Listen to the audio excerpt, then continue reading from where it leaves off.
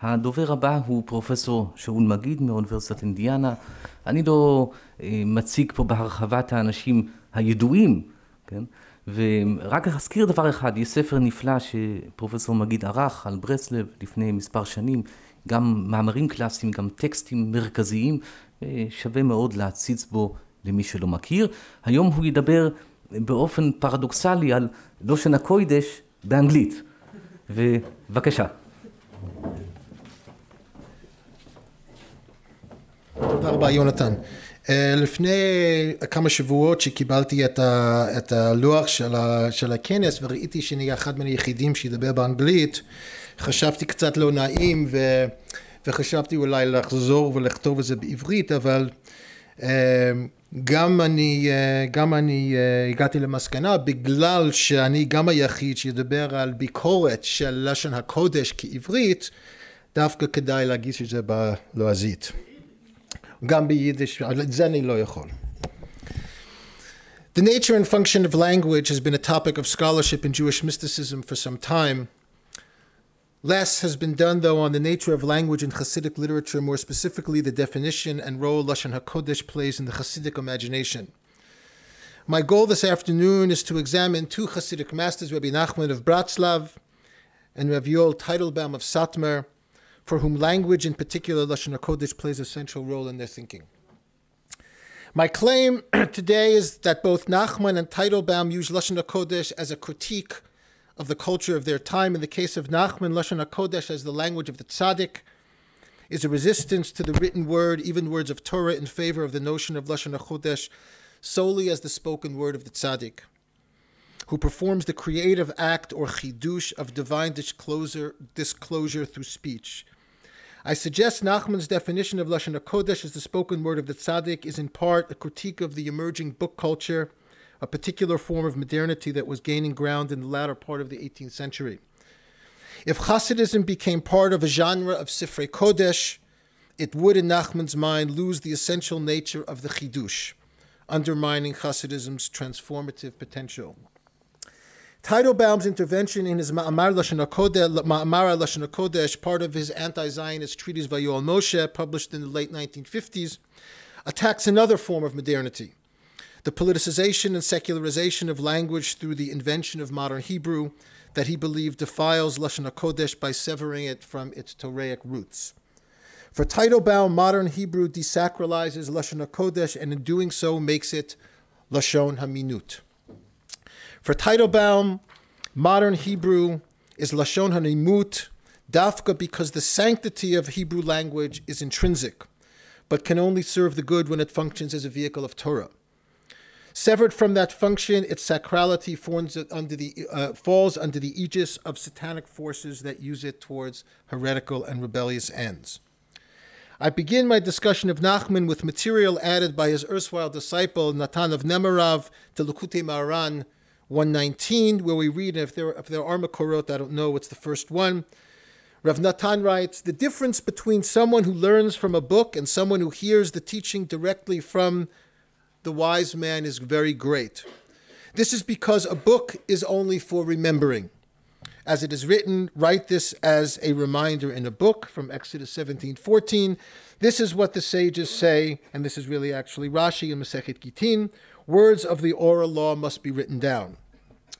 The notion that a written text can function only as a tool of memory but cannot facilitate experience illustrates Nachman's attempt to move away from or beyond any text holding the key to the experience of transcendence.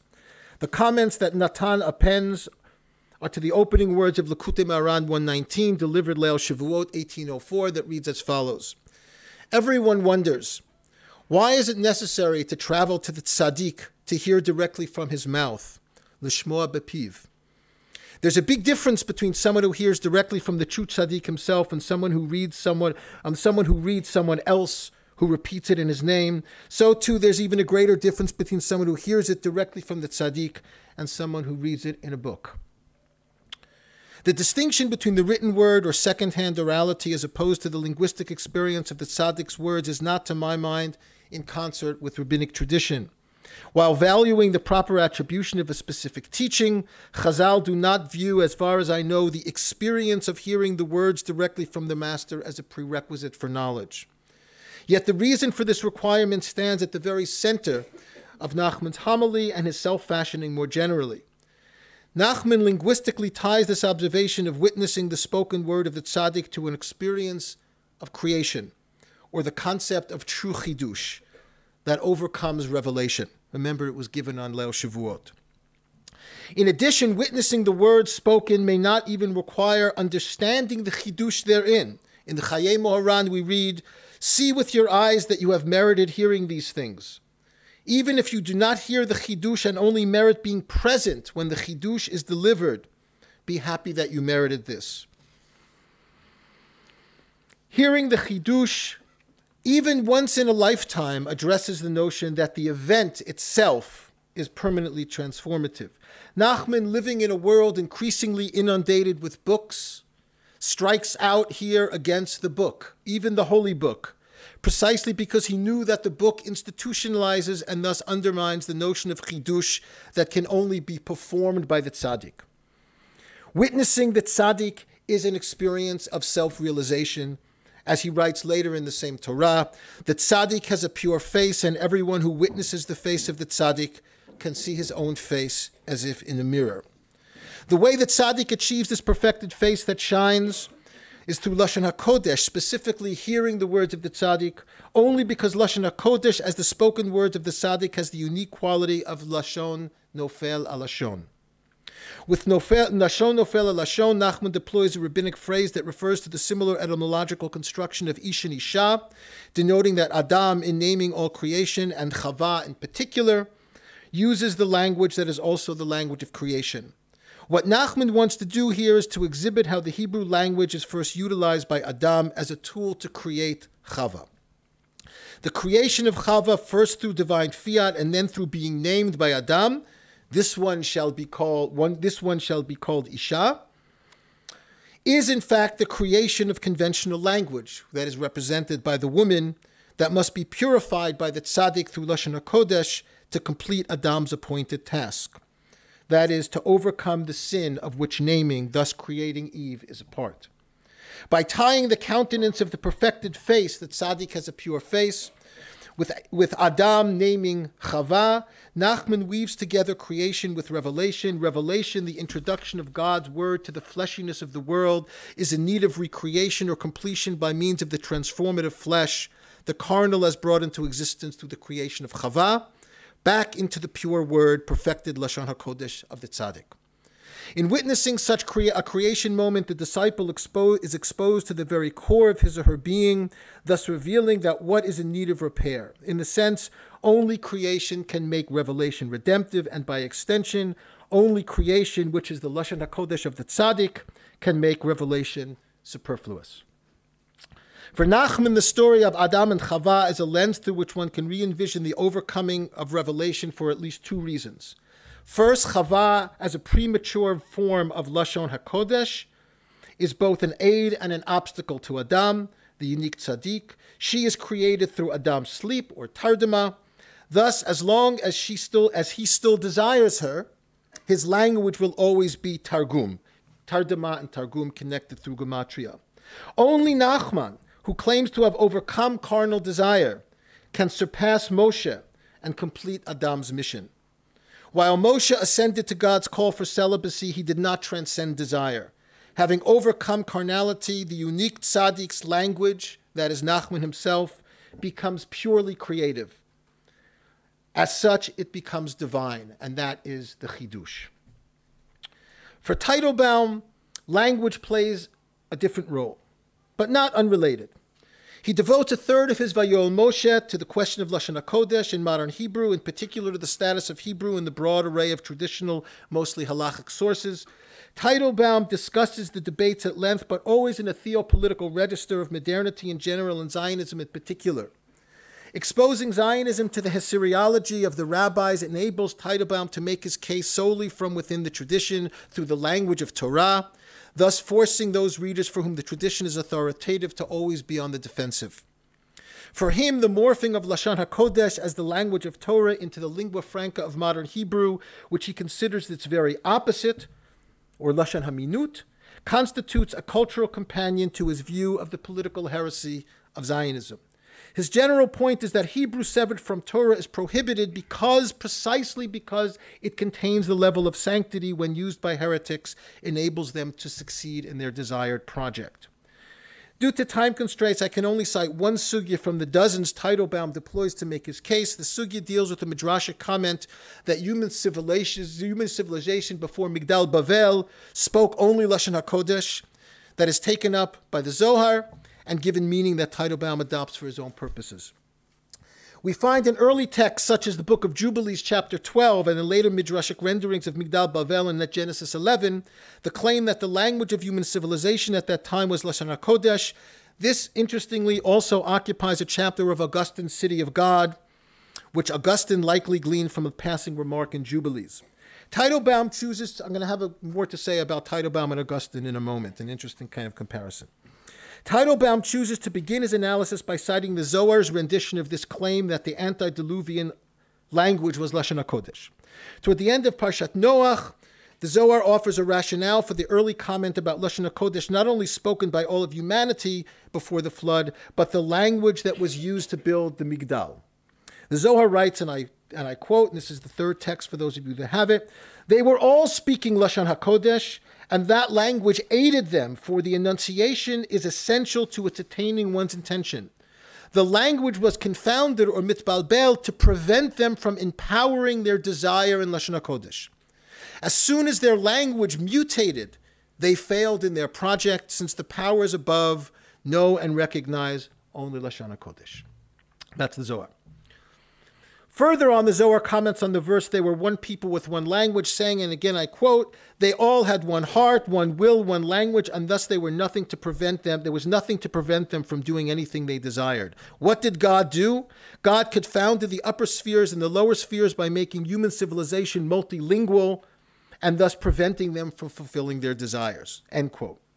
The Zohar's point here is that the removal of Lashon ha-Kodesh was less a punishment than a stopgap measure against further rebellion, since it was the inherent power of Lashon ha-Kodesh that enabled them to wage war against the heavens.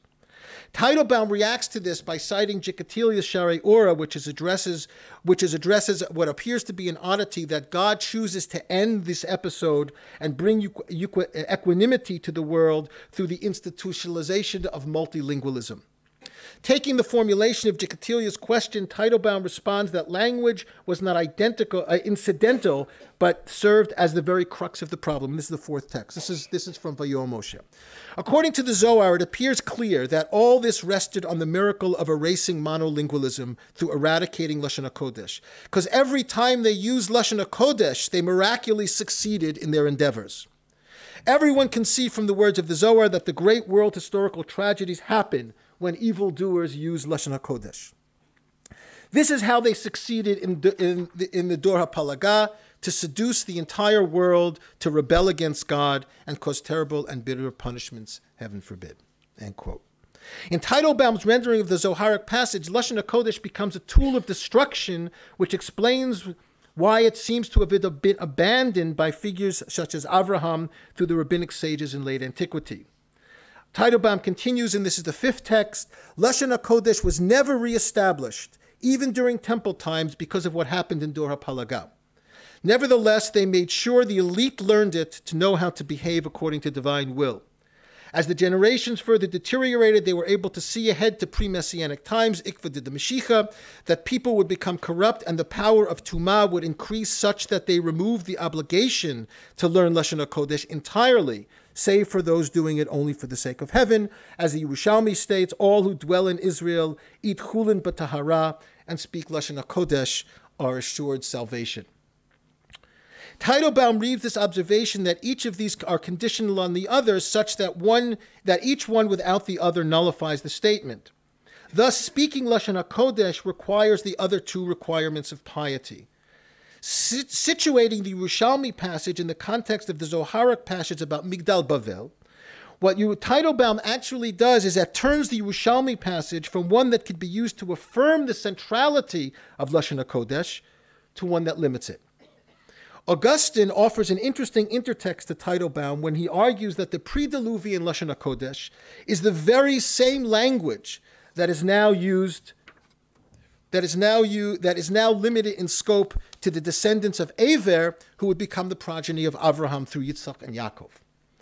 Hebrew for Augustine is thus a remnant of a time before the flood, a time that retains the nature of human civilization before the world's destruction.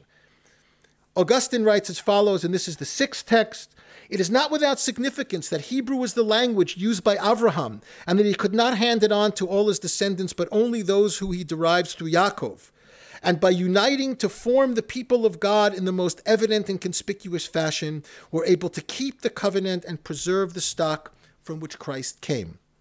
And Aver himself did not bequeath that language to all his posterity, but only to the link whose generation can be followed down to Avraham.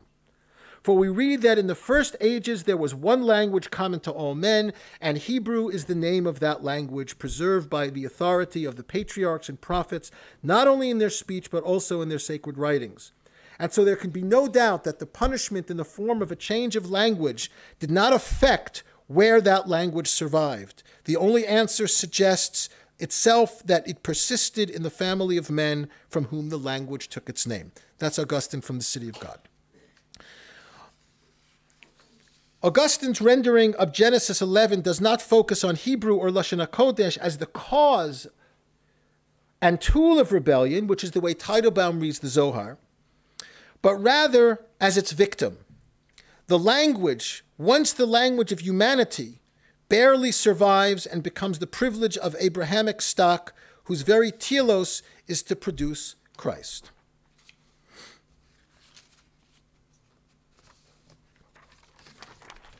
For Augustine, Lashon ha-Kodesh moves from being the object of monolingualism to taking its place among the plethora of languages whose sanctity remains as part of the sanctuary of Abrahamic stock through Aver.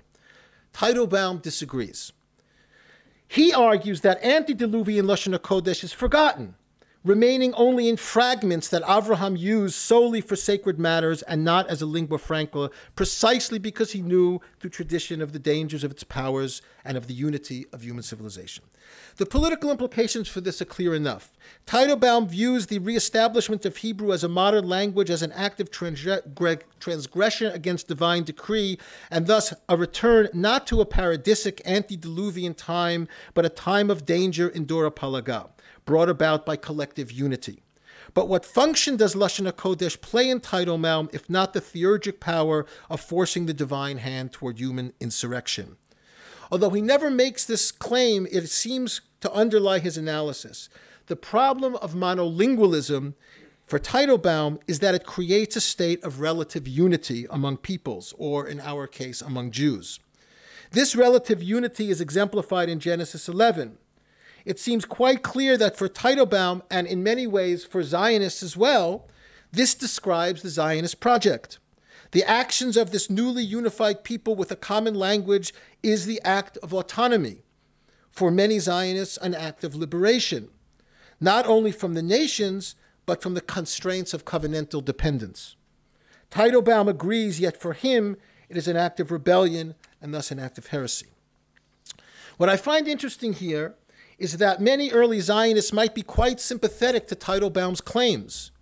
Zionism is a revolution, the transvaluation of all values, or the substitute of Judaism as a diasporic phenomenon is not far from the way Teitelbaum depicts it. The creation of modern Hebrew, at least in the minds of people like Ben Yehuda, was intended precisely to unify the disparate multilingualism of the Jews, to create a language of universal Jewish communication. Thus, there is no coincidence for Teitelbaum that its existence is coupled with what was for him a rebellion, some would say a revision of tradition. For Teitelbaum, its very existence is a rebellion against tradition. Thus, it is not merely a product of rebellion, but its very cause.